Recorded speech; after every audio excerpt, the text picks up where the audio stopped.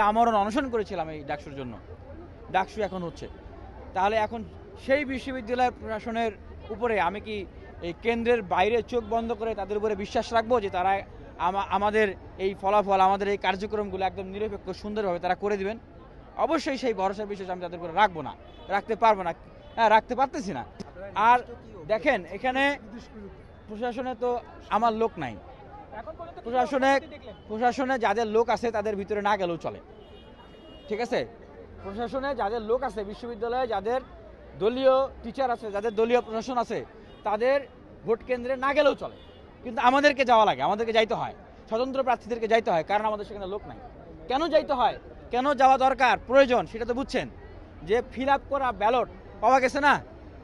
এখন এরকম fill up করা ব্যালট কে কে কোথায় কোথায় ফিল আপ করে রাখছে, কার কার পক্ষে, সেগুলো কারা কারা কোথায় ঢুকাইছে এবং এখনো ঢুকাচ্ছে, সামনে ঢুকাবে, এগুলা কি আমাদের জানতে হবে না?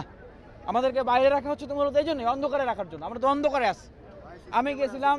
আমি গিয়েছিলাম সুইমিং পুলে, সেখানে আমাকে ঢুকতে দেওয়া হয়নি, সুইমিং পুল কেন্দ্রে। হ্যাঁ, সেই যে দেখেন সেখানে সুইমিং পুলে গিয়েছি, অনেকক্ষণ কথা বললাম, বাকবিতণ্ডা হলো, কিন্তু আমাকে সেখানে ঢুকতে দেওয়া হলো। আপনারা তো চেনেন প্রভোস্ট স্ট্যান্ডিং কমিটির চেয়ারম্যান আমাদের মামুন স্যার, উনি আমাকে কি বলছেন শুনবেন? উনি আমাকে বলতেছেন যে, আমি বললাম